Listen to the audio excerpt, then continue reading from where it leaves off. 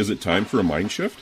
If you don't know what that means, then join your host, Dr. Clint Haycock, a former evangelical Christian pastor and Bible college teacher of over 20 years, along the journey of deconstruction and reconstruction of faith, life, religion, and spirituality.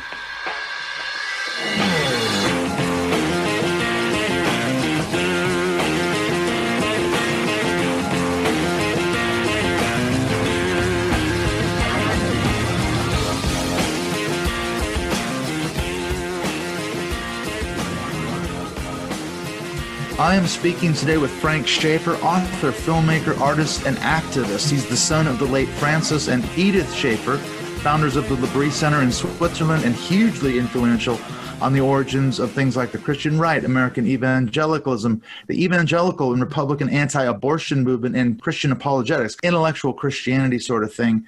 Working closely with his famous father, Frank helped direct the 1977 film, How Should We Then Live?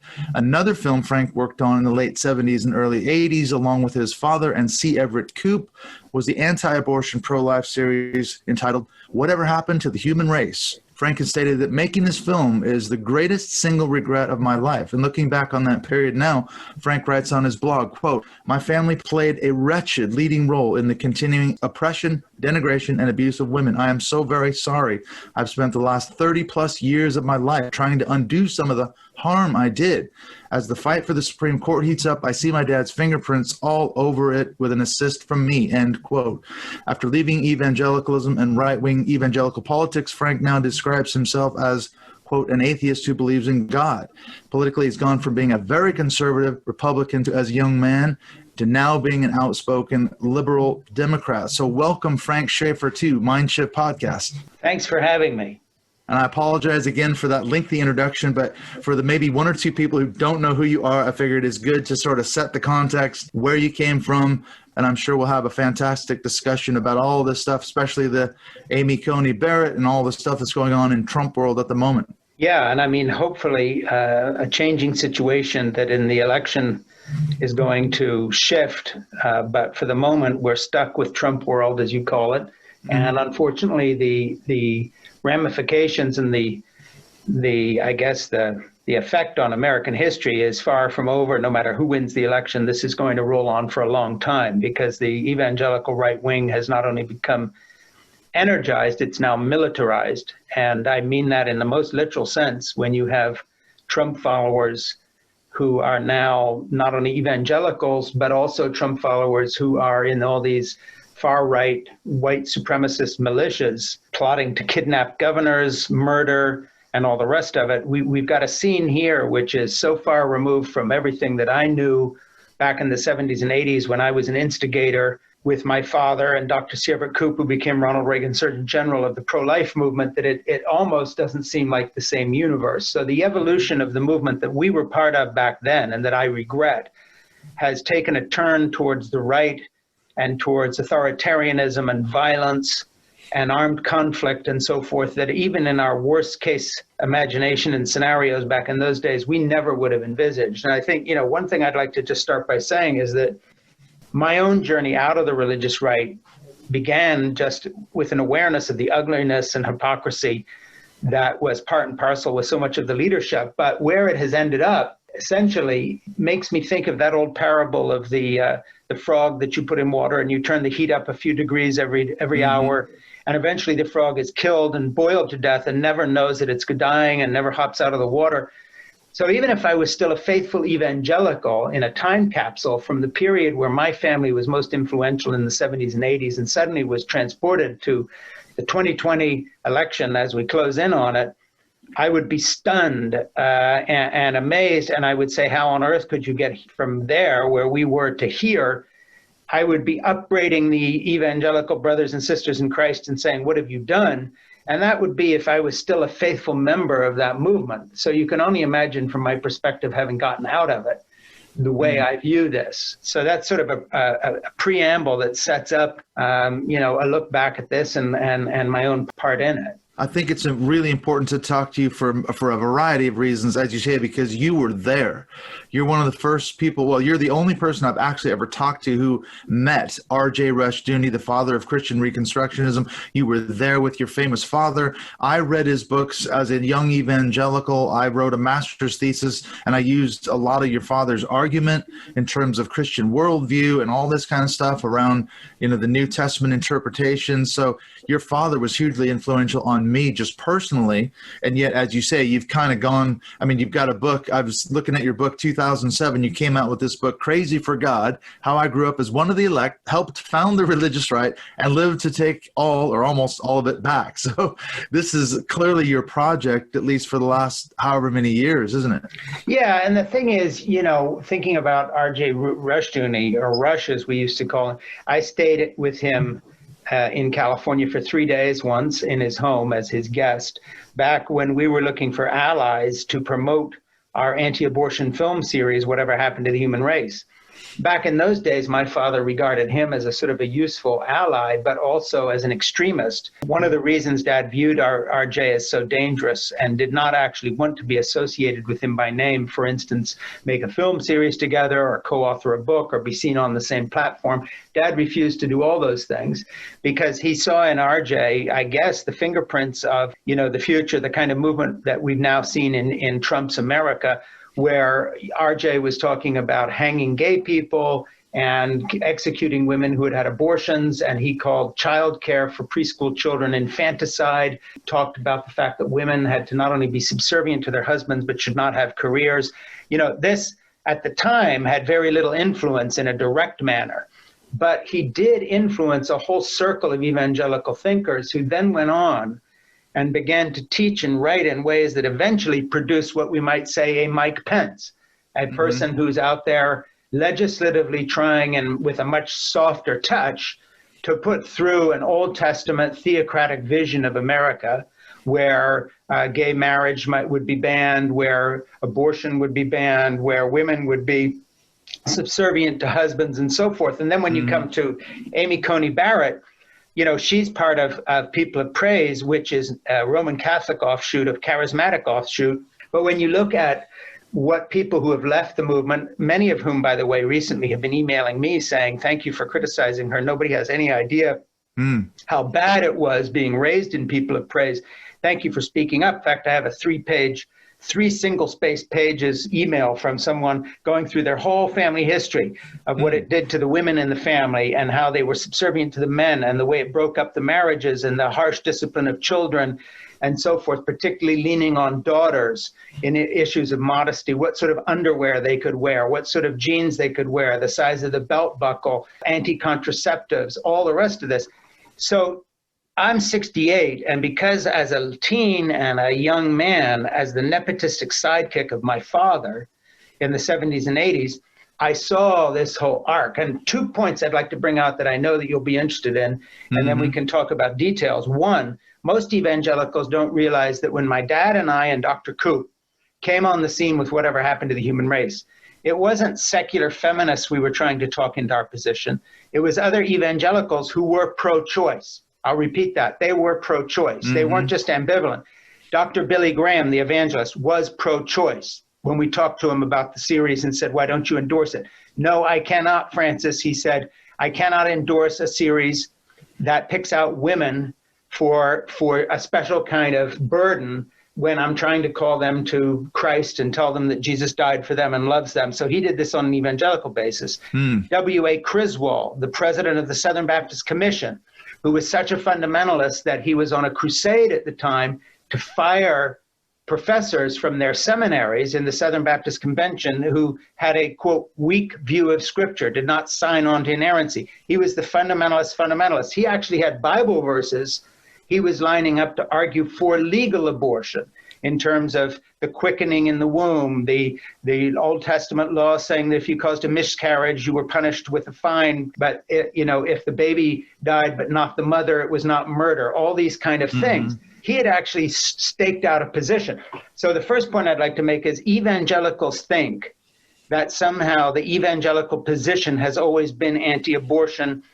It has not. We had to argue with the editors of Christianity Today magazine. I started a rival newspaper called The Christian Activist in the 70s and the 80s to go after them and say, why aren't they taking a stand? Dr. Graham, Billy Graham, never took a stand. Criswell did not. The editors of Christianity Today did not. The whole establishment of the evangelical community, the backbone of the fundamentalist movement in America, was ambivalent towards and or pro-choice. And that's what changed till now. It's the Republican litmus test, and Trump was elected. The second point I'd like to make is that when it came to the theonomists or the Reconstructionists and Rushdoony and Chilton and all these other figures, who I knew personally, they were already overtly calling for a theocracy. In other words, they were an anti-democracy group of Christians back in the 60s and 70s who already had rejected American democracy in exactly the way that evangelicals are now going along with Trump, saying, well,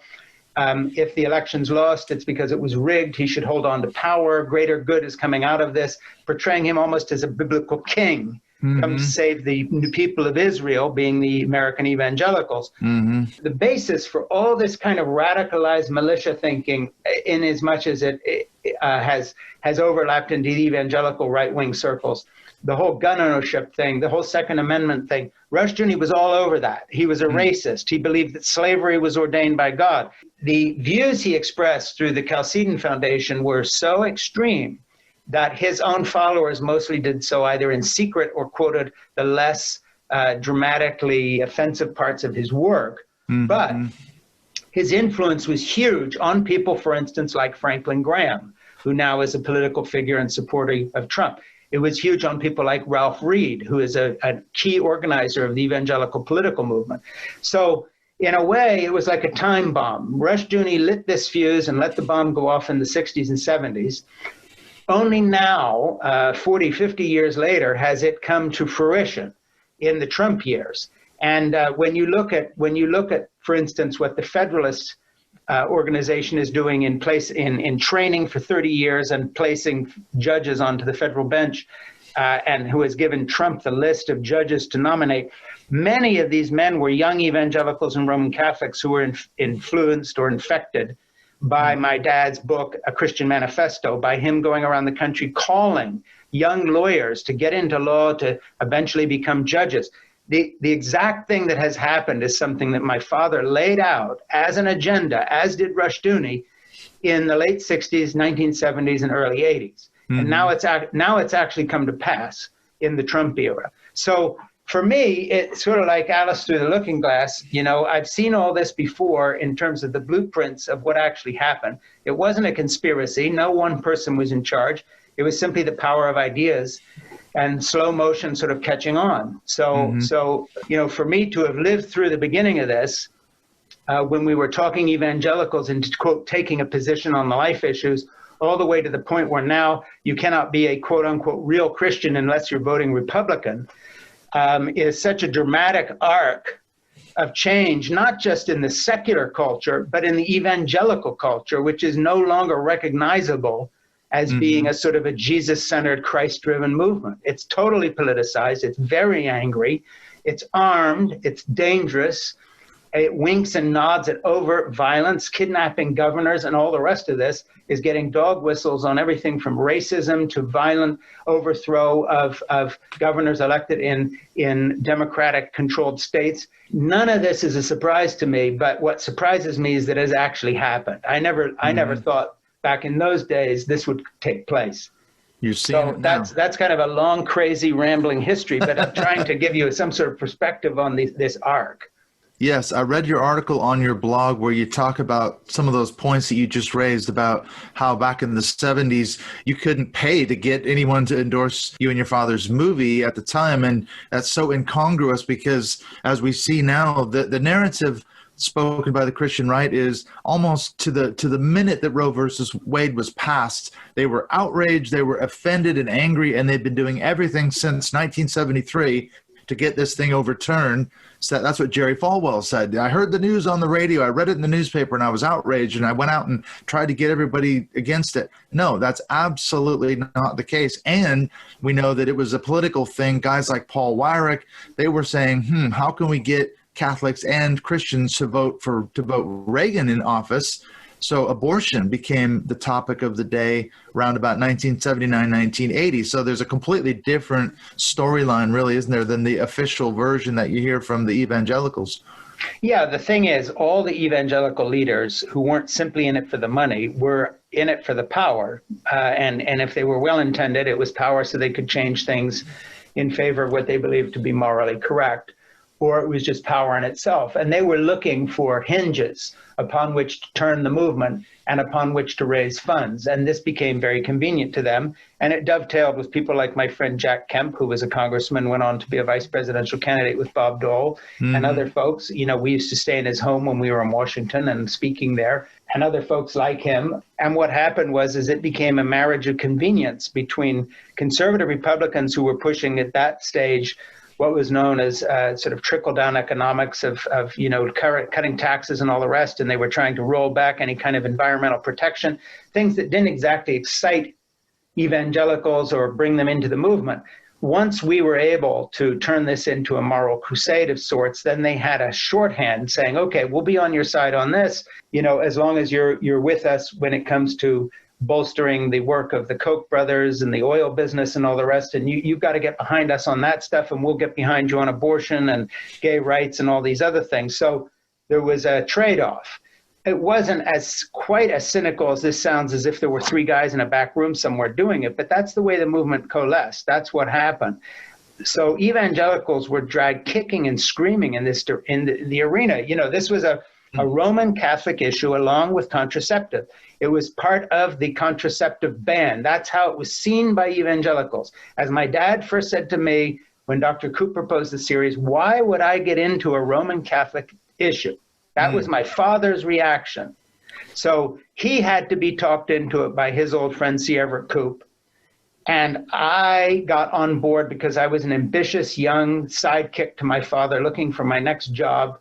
Plus, I was fired up by Coop and became a true believer in the cause for a number of years, and so on and so on. But to give you a graphic example, I just watched a documentary on Dolly Parton, and I was reminded in seeing her 50th anniversary show in the Grand Ole Opry in Nashville that when we rented the Grand Ole Opry for our film series on history and culture, How Should We Then Live, we filled it. We sold every single seat in the Grand Ole Opry in Nashville. 4 years, was it, or 5 years later, when we came back with Whatever Happened to the Human Race, our series on abortion, we couldn't fill the front row. All right? Wow. Same churchy evangelical community. My father had not been sleeping with his secretary. There had been no scandal. Dad's books were selling off the chart. I was on the Today Show with Jane Pauley arguing that our books were getting blacklisted and weren't being counted in the New York Times bestseller list. We were all over the place. The other film series was selling beautifully and renting. When we brought out Whatever Happened to the Human Race on abortion, nobody wanted to know. Same audience, same distributor, same cast of characters. It was like pulling teeth. And it took 5 years of Dad meeting with Falwell, Robertson, with Focus on the Family, Dr. Dobson, and these other guys to talk them into even making statements on these issues to various degrees. And then all of a sudden, when Jack Kemp jumped in, when Dad met with the Bush family, when Ronald Reagan got involved, even though he had legalized abortion in California, but he decided to use this. You know, I was there when Reagan spoke to the national religious broadcasters, and he was brought in by Wyrick and also at that point by Pat Robertson. I was involved with those meetings, and it was a bold-faced attempt to simply capture the vote. It had nothing to do with the moral issue. And of course, in Trump, you see the epitome of that. And obviously, the man is not pro-life or pro-anything. He's just about himself and his own malignant narcissism. That's how it all began. So it became a marriage of convenience. And then I'm not saying that rank and file evangelical Christians, once they got into the issues and once they starting crisis pregnancy centers to help people with pregnancies and so forth and so on, I'm not saying they were not sincere. I think the rank and file often were very sincere, but they were being led by people who were seeking political power and using this as a wedge issue. Well, my wife worked for years and years in a crisis pregnancy center in the States. And as you say, she was herself post-abortive. And so as a perfect example of what you're just describing, she was absolutely all in. She was not picketing abortion clinics. She wasn't, shooting abortion doctors and all those kind of things. But she thought genuinely she was helping other men and women to get forgiveness, and it was all wrapped in the Christian context. And yet now, as an ex-evangelical, she's looking back on all those years and saying, wait a minute, how much of this guilt and shame that was heaped on me through the church was because of all this stuff going on? So now when you look and you see this marriage between the far right and these militias, for instance, in the pro-life movement, the kind of unthinkable aspect of this, as I said, talking to you a few minutes ago, when you look at Rushdoony and what he was calling for, the kind of armed resistance to secularism, put it this way, the armed resistance to anything that came after the Enlightenment or the Age of Reason or science, and wanting to roll back to an Old Testament style theocracy, with the laws of the Old Testament being imposed by the federal government, you understand that these crazy lunatics running around with automatic weapons outside a governor's house or charging in to protest wearing masks to prevent people from getting coronavirus, that the seeds of all this stuff, the paranoia, the conspiracy theories, none of this came out of thin air. This is the Reconstructionist project. Now, the irony is that half of these doofuses with their AR-15s and flak jackets and high-capacity magazines have not heard of any of these folks. But the energy that got their movement going was comes right out of Valsito, California, or wherever Rushdoony was, and those meetings that we were all having back in the day. So that's where it all happened. And as you said, I was there. And of course, you mentioned my memoir, Crazy for God, which I forget when it was published, but it's been out a while. That tells the story of our family's involvement, but also tangentially the rise of the whole movement for people who want to study that. So I've actually been invited to a number of universities to meet with graduate students who are using the book as a history text in both history and also comparative religion texts and so forth in Rice University and Princeton and other places, because it's a document now that unfortunately is all too relevant. When I wrote it at the time, I thought it was past history. I didn't know I was explaining the American present and future. It makes sense. Well, there's a podcast, speaking of going back to your point about these far-right militias, it's called the No Compromise Podcast, and they're doing an investigative series on these brothers, the Dorr brothers, D-O-R-R, and they're big in the sort of God and guns movement right now, and they are Christian Reconstructionists, so they know the inside line on guys like Rushdoony. They actually know his theology, but when they popularize it to the sort of hard far-right militia groups, they don't explain that. It's all about Second Amendment rights and God and guns and Trump, and so I'm absolutely agreeing with you. Some of these far-right militia groups, man, they're right in there with Rushdoony's project from decades ago. Yeah, and then there's a lot of evangelical types who justify their support of Trump by saying, yes, he's evil, yes, he's a malignant narcissist, yes, he's an adulterer, yes, he's this, yes, he's that, but he's being used by God in some greater plan. And of course, that would fit right in with Rushdoony too. So essentially, God's using an evil agent to bring about change on earth, and there's biblical examples of this, as you know, and so on. So either way, the influence of the Reconstructionists is high right now. It can't be overestimated. And the crazy thing is to think that it won the day. In other words, we were worried back in the 70s and 80s that Christianity Today magazine was too soft on the abortion issue.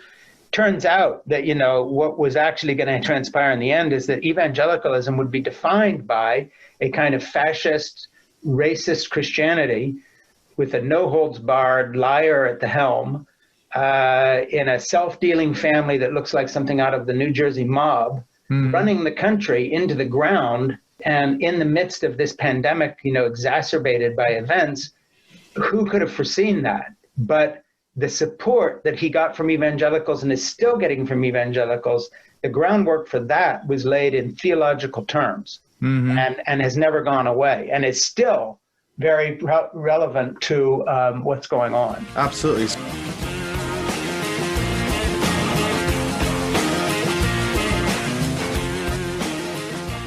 We will be right back in just a few minutes with the second half of my chat with Frank Schaeffer.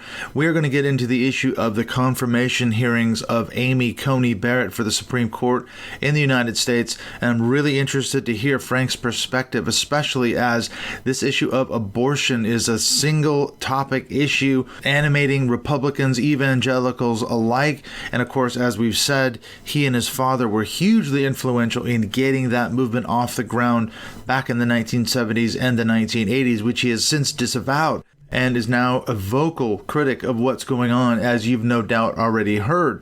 Now, I want to mention really quickly what is coming up in the next few weeks, the next few episodes here on Mindshift Podcast. Well, coming out this Friday, this is a bonus episode, but the actual next episode that's going to drop kind of dovetails with what Frank and I are talking about. I am speaking with Heath Brown, who is just coming out in January of next year with a book, Educating the Christian Right, talking about how the Christian right uses Christian homeschool kids in their political campaigns. And of course, this absolutely dovetails with everything we've been saying all along, talking about R.J. Rushdoony, Christian Reconstructionism, his impact on the Christian homeschooling movement, and seeing that as a generational thing, a very long-term thing whereby over generations, as kids are raised in a Christian home, raised in a Christian homeschooling environment, they will then be inculcated with a quote-unquote biblical worldview, as it were, go out and take the world for Christ. And this was Rushdoony's view. That's why he was so instrumental in getting Christian homeschooling off the ground back in the 1970s and the 1980s. And so that's a really important discussion with Heath Brown coming up. And then after that, I've got an episode dropping with Dr. John Fia. We're going to be talking about the origins of the Christian right. He's done a tremendous amount of research and writing and scholarship around that whole area. So that's going to be a very fascinating topic with Dr. John Fia coming up probably right before the election. So watch out for that. I also wanted to give a shout out to the newest Patreon supporters of Mindshift Podcast. Thank you to Eric Reese and Colleen O'Neill for your support. They get to be part of the closed Mindshift Podcast Facebook group, and it's in there that we have our closed Mindshift Podcast Zoom calls every month. And in fact, just in a few weeks here, we're going to have Paul Kibble drop in on the 25th of October. He's going to be talking about his work on Christian hegemony. Then we've got actually two calls in the month of November. We've got Peter Montgomery of the Right Wing Watch, and then followed in the end of the month by Samuel Perry and Andrew Whitehead of the book Taking America Back for God. So we've actually got two calls in the month of November, and this is really cool. After we finished recording, I mentioned to Frank Schaeffer that we would love to have him come in as a guest. So I'm working on getting Frank to drop in maybe in early December, hopefully before the holidays. That would be absolutely fantastic. So that is a really great benefit that you get for being a supporter of this show on Patreon, as well as you get early access to the episodes on Patreon about 3 days before they normally drop on a Friday. So if you're interested in supporting me on Patreon, the link for that, as always, is in the show notes. All right, let's get on back into the conversation with Frank Schaeffer. We're now going to start turning and taking a look at this issue of Amy Coney Barrett, her nomination to the Supreme Court, which is obviously going to get rammed through. The Republicans are in control of the Senate, and so this is essentially a done deal. This is power politics at work. This is the establishment of a theocracy, as Frank Schaeffer sees it. So let's go on and finish the second half of the chat and hear what Frank has to say about Amy Coney Barrett.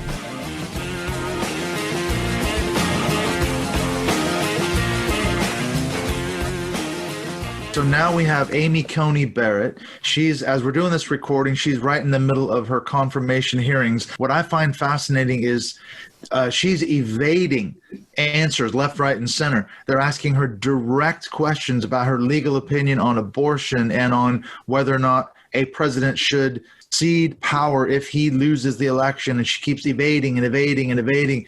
And yet you write, I love this quote, you say that Amy Coney Barrett is William Barr in a skirt.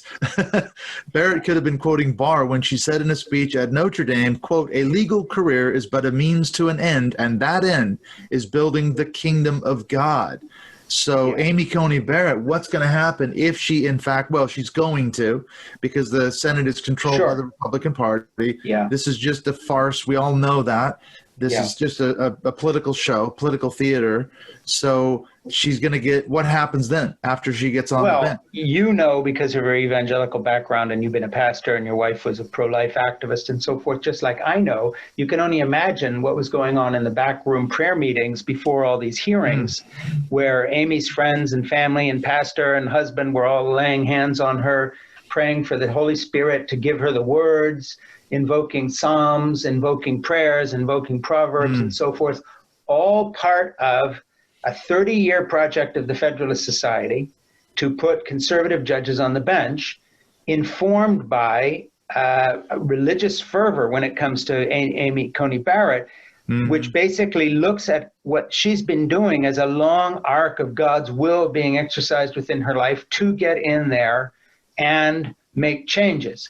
Now, those changes that she calls constitutional and so forth are all going to be in the direction of rolling back the civil rights that have been hard won by gay people, transgender people, Black Americans, and women. Because her view, the view of the Pentecostal movement she comes from, is that America is sort of the new Zion set on the hill, the true people of Israel, that the destiny of the U.S. on earth is to be this shining light, and the shining light is to preach the cause of Christ, bring people to Jesus, and the ones that don't come to Jesus at least have to live within a state that is controlled by what they call Judeo-Christian ideas, and essentially is imposing on the whole country exactly what the founding fathers in the Bay State colony of Massachusetts were fleeing from the UK when they left the state church there that was trying to impose their system of belief on them and persecuting them for deviating. So we've come full circle. And then, of course, when the Puritans got to the Bay State colony, the first thing they did is set up, what the Republicans would call socialist communes, where you had to participate. So that's sort of ironic.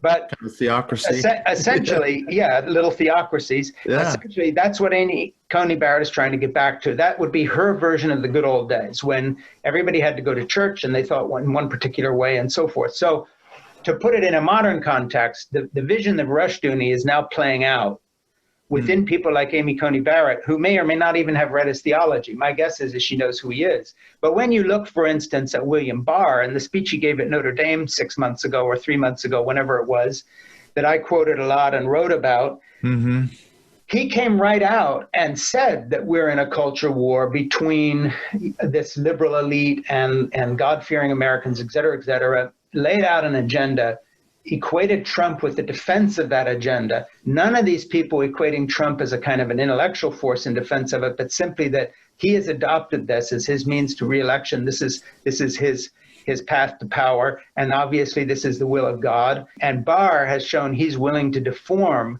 the Justice Department to conform to what Trump needs politically, and has used his powers of investigation and all the rest of it in ways that are completely off the chart.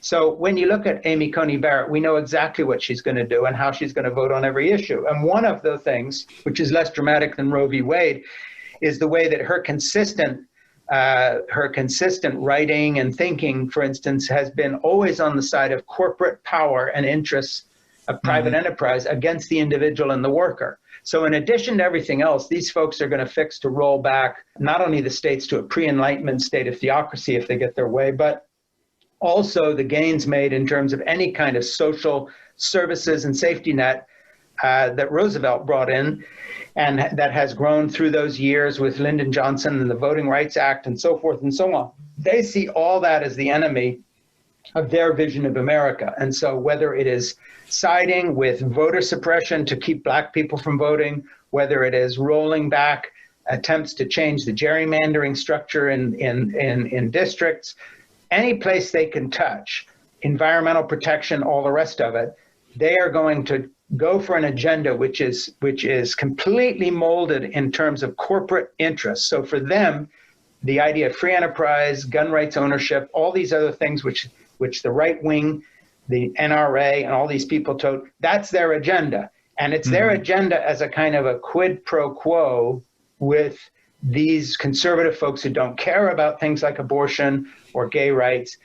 Look, we will scratch your back. We will bring America back to to roll back environmental protection so you can continue with whatever you want to do in terms of industrial expansion and shareholder interest. And then in turn, you back us on this other stuff we care about. That's the agreement. And so in Amy Coney Barrett, you've got the whole package. You have a brilliant woman, highly educated, a complete religious nutcase, part of a small group where she herself was a handmaid in charge of other women, telling them who to marry and what relationships they could go into, a kind of a control freak situation. She's now being launched on the country by Donald Trump, and he could care less about the issues, but is doing this in a power play to try to continue getting votes from evangelical Christians that are his only identifiable voter bloc. Without that voter bloc, he's not president. Vladimir Putin didn't make him president. White evangelicals did. It's true. So that's the full circle. That's who she is, and that's where she fits in. And it's not an accident. The Federalist Society and other right-wing organizations who have been funded by people like the Koch brothers to the tunes of hundreds of millions of dollars have trained and raised up a series of very brilliant, brainwashed, far-right people who, from high school on, were put into this movement as, you're going to be a lawyer, you're going to be a judge, we're going to pay for your education, we're going to mentor you, you're going to be coming to these meetings, we're going to keep you informed from our point of view, you're going to go to liberal schools, you're going to go to Harvard so you get the right degrees, but you're going to go to our meetings too. We're going to keep you in line with your faith. Many of them are evangelicals or conservative Catholics. So it's all one package. And now these guys have launched themselves through Trump into our judicial process. And we can see, as you say, it is a totally cynical power play, because the last year of Obama's presidency, when Merrick Garland was being promoted as a potential Supreme Court judge, here's Mitch McConnell, here's Lindsey Graham saying, oh, no, it's in principle, we should not appoint a judge in the final year of any president. That's just not right. Let's wait until after the election. Whoever wins the next election, we'll give them a fair shake, blah, blah, blah. Weeks before the election, they are shoving Amy Coney Barrett through. So it's a complete cynically motivated power play. And I was thinking about your father too, because the fact that Amy Coney Barrett is evading very direct and clear questions, you can just look at her writings. And I was thinking, going back to Francis Schaeffer and A Christian Manifesto, he's talking about this idea of having a Christian worldview. In other words, as I understand it, the idea that every aspect of life has to be governed by a Christian or biblical worldview. And to me, I look at Amy Coney Barrett and I think, here's a woman who every decision, every position she's taken is informed by, in her view, a Christian biblical worldview. So again, I would see, I don't know if you would plug your father's contribution into that kind of thinking in terms of his book, A Christian Manifesto. Yeah, it's exactly what he called for. And, in the years when he was fighting cancer, one of the things we did is we went to Oral Roberts University to speak there for a couple of weeks of in and out meetings with John Whitehead, who then started the Rutherford Organization, which was exactly supposed to be a counterpart to the American Civil Liberties Union and bring the defense of Christian civil liberties into the role of law. And they started their law school precisely because Dad and others like Rushdoony had called for Christians, as it were, to get into the business of training up a whole generation of people, a kind of a slow motion change, and it worked. And then, of course, the next step was, look, a degree from ORU isn't going to get you very far, so we're going to set up these organizations on campuses like Harvard and so forth. So when you're in the law school there, it will do what the Chinese Communist Party does, and that is they'll send their top students to the States to study, but they'll also make sure that they're in touch with ideological, like-minded people the whole time, so you can keep meeting with people that the Communist Party approves of and make sure that you don't deviate too far. It's the way all cults, sects, political parties, underground organizations have always operated. And so you look at someone like Amy Coney Barrett. She's been part of an organization which has basically helped her keep her faith by a very kind of tough set of guidelines. The whole family's involved now. It's not even a matter of choice. At a certain point, your actual brain changes and you think in that way. So she would think on two levels. There would be her spiritual life, which she would keep very private and believe very sincerely. And then there's the legal life. The legal life is informed by political ambition to change America. the private spiritual life is what gives her the powerful dynamic to hang in there against all the evidence, against, for instance, environmental evidence, where she's asked, what do you think of climate change? And she says, well, I'm not a scientist, so I can't say. I mean, when you hear that, you know she's bought the whole package. Right. Because she could have broken at that point and said, climate change is real. We ought to do something about it. How could that hurt her? No, it's all a hoax. she's bought the whole package. Yep. And when I heard that, then I knew exactly who she was, because that's her moment when she could declare herself to be someone who has a little smidgen of free thought left in her brain and is not just a cult member, but like an automaton. She repeats the phrase, no, I'm not a scientist. So there's a lot of discussion about this. So not only did she pretend, she went through the entire hearing pretending to not have any set beliefs. Exactly. And every single question given an opportunity to declare herself as, for instance, even having a view of science, which is educated, she took the kind of white evangelical out. Oh, well, I'm not a scientist, I can't comment. Well, we all know what that really means, and that is that when she rules on anything in which it's a corporate interest up against the environment, it's the corporation that's going to win. And that's going to be because of her vision, not of corporate America, but of God having given us dominion over the earth. The Reconstructionists are called dominionists. That's the whole point. We were given dominion over the earth. That's how they argued slavery. That's how they argue the rape of the environment. It's this whole dominionist idea that God has this order of events. It's the same way, for instance, that the apartheid folks in South Africa used to argue for the racial subjugation of the inferior black population, as they would see it. We've been around this block 1,000 times. We understand it. And here it is again in 2020 and 2021, and we're back at square one again. That's the stunning thing for me. We're back in the shit. Back in the shit, and we happen to be back in the 12th century. Yeah. Because by the 13th and 14th century, the Medici are coming along in Florence and saying, well, when Galileo shows up, we'll give him a lab to work in, because maybe we need more than witchcraft and priests and mumbo jumbo to get us through the next crisis. Let's look at this science thing. So essentially what we're doing is we're taking the history of the Renaissance, the Enlightenment, the age of science, discovery, and we're rolling it back and just saying, let's pretend none of this happened, and go back to some idea of biblical absolutes and law for our foundation, which then they call being originalists with the Constitution. And we know, of course, that the folks who wrote that document, if you were really originalists, we would re-legalize slavery. We would not have any black votes. We'd have no emancipation of women. So this is just a pretend game, but the real game is a spiritual one. They would see as spiritual warfare of them fighting against principalities and powers and so on. So I say again, just picture the prayer meeting she had in some hotel room just before she launched every day into those hearings. You know exactly what they were like. Oh, yeah. Sweaty holding of hands, heads bowed, we just this and we just that, and then go forth, spiritual warrior Amy, and do your thing. And just please don't mention the fact that one of the things we believe in our group that we're sending you forth to put forward as a woman is the subjugation of women to their husband's will. Just don't mention that part. Because that's the whole handmaid thing that she belonged to, was women telling other women to be subject to their husband's will, that men are in charge. This is part of God's design. She believes every word of that. And that's her whole thing. So, the ultimate irony is we have a very powerful, educated woman who's using that position of power and education to put herself in a position to bring the law back in tune with what she believes are biblical absolutes, and no one's allowed to ask her about that, or that's persecuting Christians. Exactly.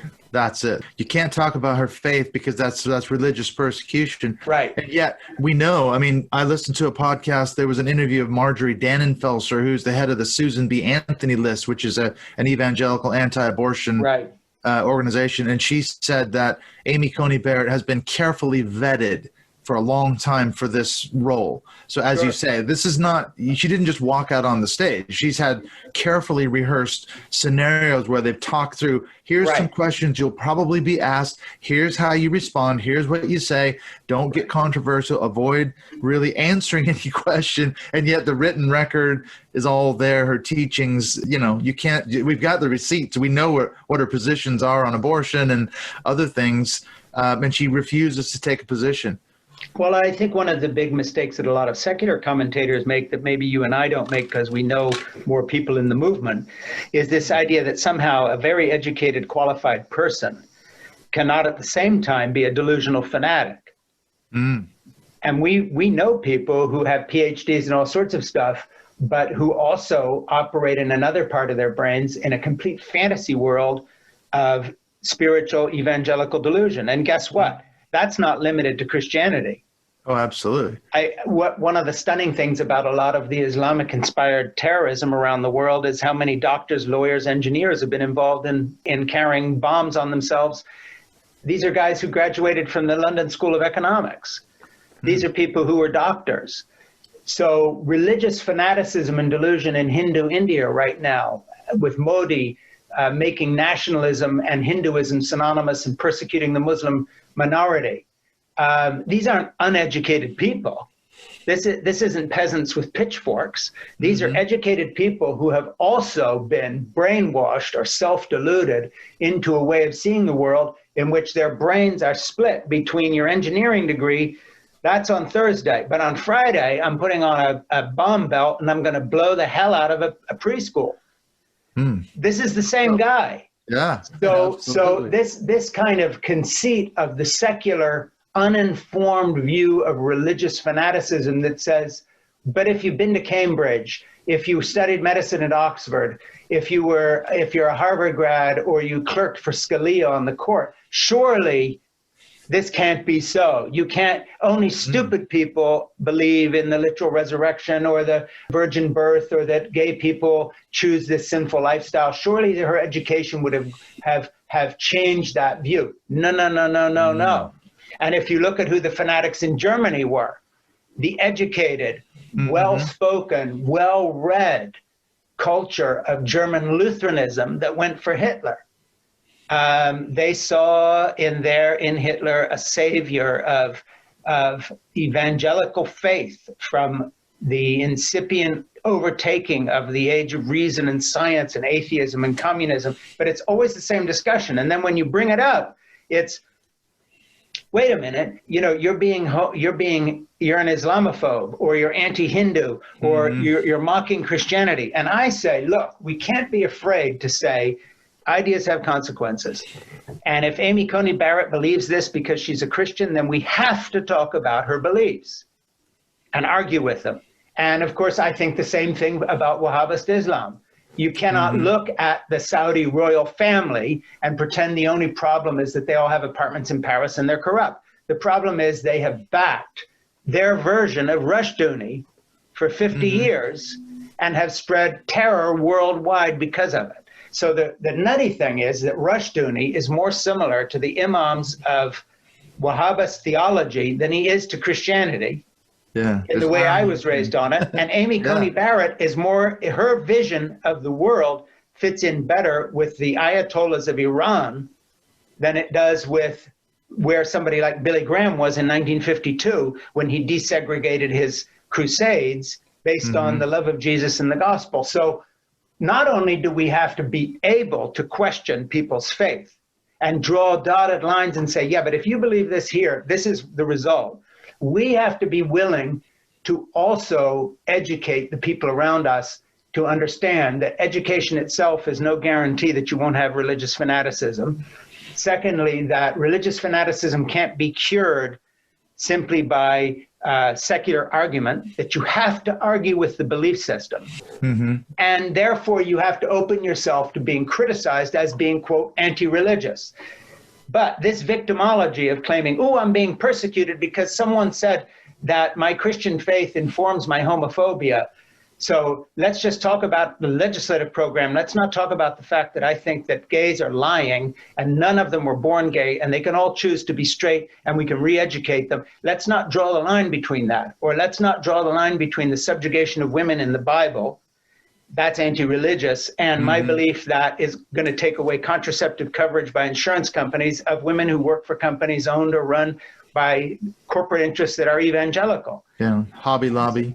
Yeah, so I think the next step of secular criticism of people like Amy Coney Barrett or the Wahhabis of Saudi Arabia or the Iranian mullahs, the liberal knee-jerk reaction is, oh, I don't want to appear as if I'm Islamophobic, so I can't criticize Amy Coney Barrett. In fact, I was talking to one of the founders of MoveOn.org the other day, which is a big political organization. She said, boy, I'd like to say more about Amy Coney Barrett, but I'll be accused of being anti-religious. And, you know, if you do that, then people will say, well, that's the same as being anti-Islamic because you talk about terrorism. I said, look, the hell with that. The chips are on the table. We have to be honest now. I don't care if I'm accused of being anti-religious. I'm not anti-religious in my view, but that said, I'm willing to take the heat because we can't pretend that there's not a dotted line between the Saudi royal family and every terrorist activity we've seen in the last 50 years. There is a direct dotted line, and it's a theological one. And we cannot pretend that Amy Coney Barrett is not the product of Reconstructionism, which comes directly out of a form of fascist Christianity, which was embraced by the Lutheran Church during the age of Adolf Hitler. It's the same thing. So enough with the niceties. This is me talking here. I'm not going to put this on you. Let's just call it what it is. And that is all fundamentalist religion is the enemy of progress and enlightenment and science, period. All fundamentalist religion. It's true. His Hindu nationalism, Wahhabist Islam. I didn't say all Islam. I'm saying Wahhabist Islam of the Saudi version. Evangelical American right-wing post-Trump Christianity. This is the enemy of our human future. And we have to unite to fight this and educate people out of it and grab the young people and talk to them before these folks get into their brains and turn them all into Amy Coney Barrett, sitting there smiling and lying through her teeth to the Senate saying, I don't have a view on this, while in her head she's carrying on a little prayer meeting saying, oh, Lord, give me the words so I can fool them this one more day and get in there and do all the great things you called me to do. Yeah. Once and I'm on the bench, that's what she's doing. Oh, absolutely. Get me out of this thing and get me on the bench. And then hey, her heroes are all Israelite generals who massacred whole other tribes led by God to lie through their teeth when they invaded people's cities and then slaughter everyone doing God's will. Yeah. That's who these people's heroes are. So, you know, my view, very passionately stated, I know. Yeah. And I hope I don't sound too crazy, but my view is this. Listen, dancing around the religious liberty issue and saying, oh, we won't criticize her faith because that's anti-religious. We have to change the rules and say, you know, you're running for public office. Everything you are is our business. There are no off limits here. Show me your tax returns. Tell me where you go to church. What makes you tick? What do you do? How do you treat your wife? Yeah, it is my business. You're going to be put in a position of power for a lifetime over me and my grandchildren. Damn right I want to know. And you know, yes, we're going to pry into your affairs. So I think this kind of secular reticence to get into religious debates with these guys is ridiculous. And that we just have to look them right in the face and say what I just said. We're not going to back off one iota. What you believe and who you are is one and the same thing. We all operate on a belief system. You have a right to yours, and I have a right to know what it is. And yet, as you say, we are screwed because, yeah, they're not representative of your view and my view. And in fact, the majority of Americans they don't even support what this whole hearing right now. They don't want any judge, let alone Amy Coney Barrett, anyone put through weeks before the election. The majority of Americans do not want this to happen, and yet they're doing it anyway. And when she gets on the bench, as you say, we're not going to have a say in any of the rulings at all. And so a minority of Americans is dictating what the majority are going to be for the next 30, 40 plus years as she sits on the bench. Now, I got one last question for you. If you've got a minute, you talk about this, and it's related. I'll bring this around to explain how this works. But I watched that movie, Let Me Be Frank, which was really fascinating. If anyone hasn't seen that, I might put the link to it in the show notes. And you talk about this litmus test of evangelicalism going back to the fundamentalists about a century ago or so. So there was a change there whereby they decided that we need to make a litmus test of what you believe. That's what determines whether or not you're a true Christian.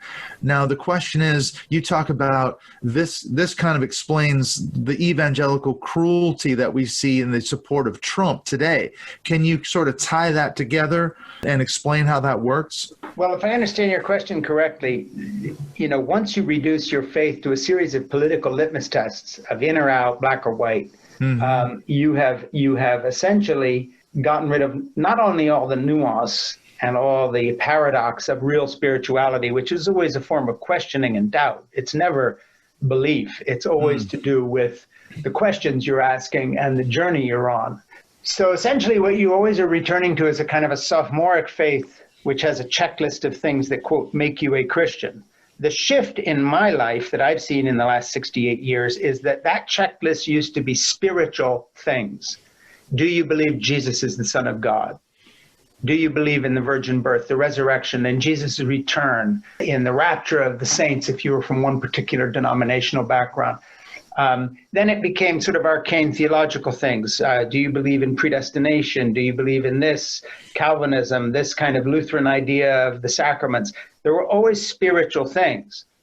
The checklist now, you probably go down 30 or 40 points before you run into the first question about God, let alone anything to do with Christianity. So it's, what's your view of gun rights?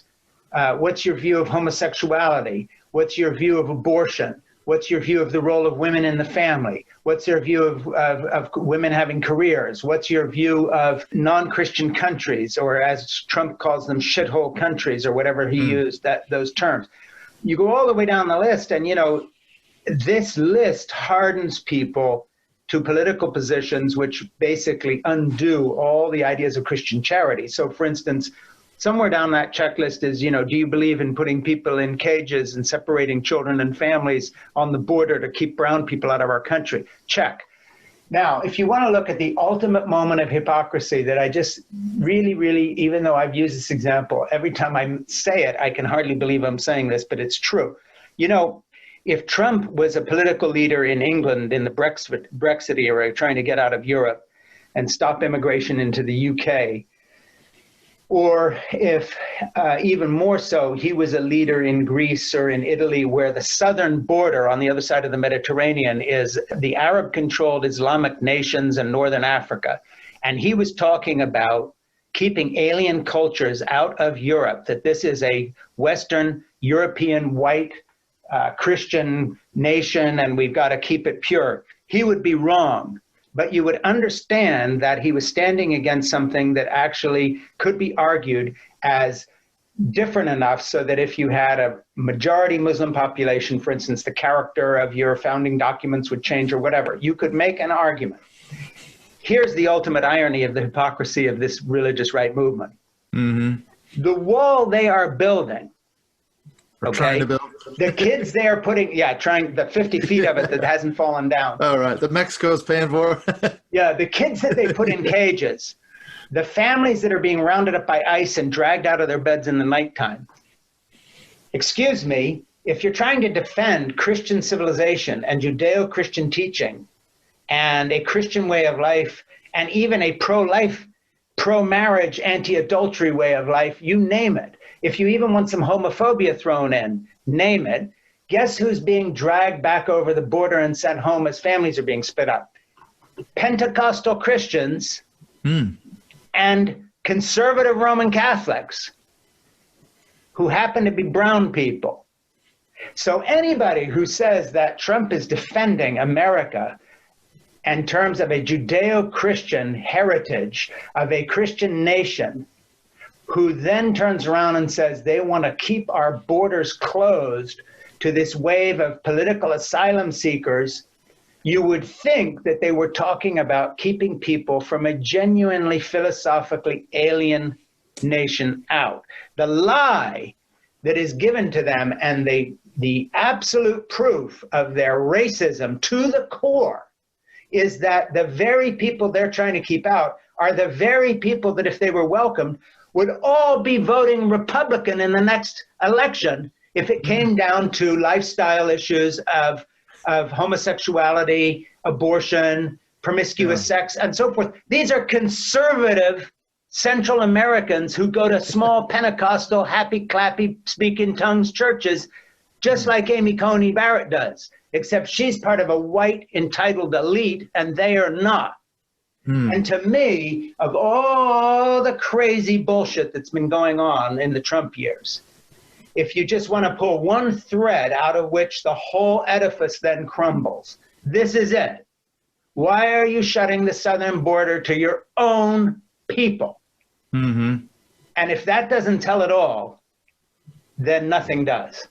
Because if you wanted a pro-life vote, if you wanted a pro-family vote, if you wanted a pro-hard work by your bootstraps vote, if you wanted people who even believe probably in gun ownership and defend whatever it is, you're talking to South and Central American folks and Mexicans who come from a Pentecostal Christian background and or conservative Roman Catholic. There's not an atheist in that caravan. They all believe what you believe, and you're shutting your effing door. Just because of the color of their skin. Yeah, so don't talk to me about defending Western civilization against godless humanism and all these other guys. If Barrett and Trump and Falwell Jr., before he was found watching the pool boy having sex with his wife, whatever, if they were serious about their agenda, they would throw the door open and they'd say, listen, the only sure defense of Western democracy, and by the way, so we can keep up with the population of China and have some sort of fighting chance in the 21st and 22nd century of having any presence on this globe at all, is going to be to welcome these caravans of folks in who believe what we believe and do everything we can. Come to our church, so on and so on. These are the true believers. These are the most fervent Christians in the world right now, are South and Central Americans. And American white evangelicals have shut their door, and there's absolutely no other reason but race, which gives the lie to the whole damn thing. And so in the end, all of these fine words only really amount to a form of white nationalism. And that's where we've come to. And as you say, it's even worse than shutting the door. They're putting them in cages. They're separating them from their families. So they're actually being cruel. And like you say, statistics bear that out, because some of the fastest growing churches numerically are the Protestant Pentecostal churches filled with Hispanic immigrants. So if these churches are losing white members, left, right, and center, but if it wasn't for the Hispanic immigrants and South American immigrants, they wouldn't have a congregation. Some of the fastest growing evangelicals, movement.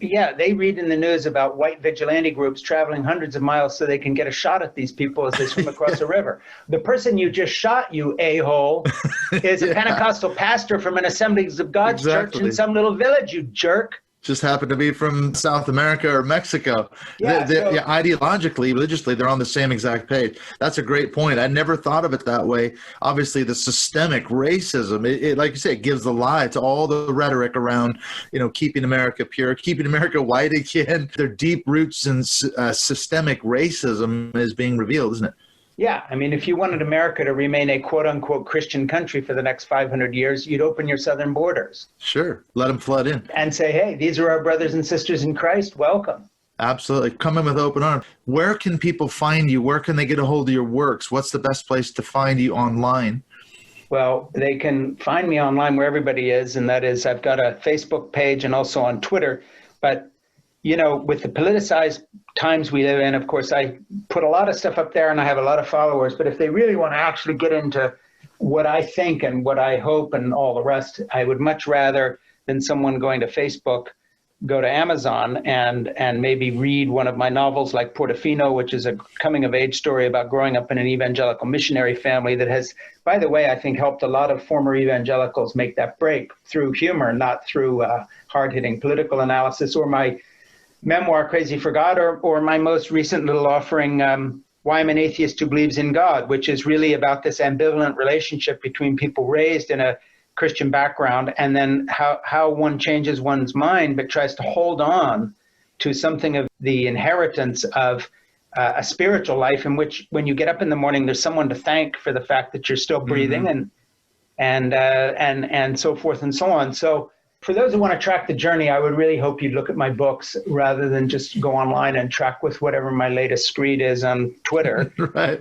That said, Facebook, if you would join my Facebook, that would be great because I announce projects there that actually have some meaning, I think. Make sure you give me the link to this when you put it up, because I want to send some of the folks who look at my stuff to your podcast and get you some more people to listen to it. Thank you. Yeah, I've done a lot of work on dominion theology, Christian Reconstructionism, the Christian right. So talking to you, that's why I reached out to you. And I was going to say, I don't know if you're up for it, but maybe at some point we could come back around in another time when things settle down. Maybe by then we can set up another recording if you want to do that. I would love to talk about that. I'd love to do that. So I don't know when you're going to put this one up, let me know so I can send people to listen to it, because I think we've had a good discussion. And then if you want to double back and we'll do another session after you read Why I'm an Atheist Who Believes in God, let's do that. All right. That is a done deal. I will do that. Thank you so much for chatting with me. I've absolutely enjoyed meeting up with you. Hey, it's really great. Thank you. It's been nice getting to know you a little bit.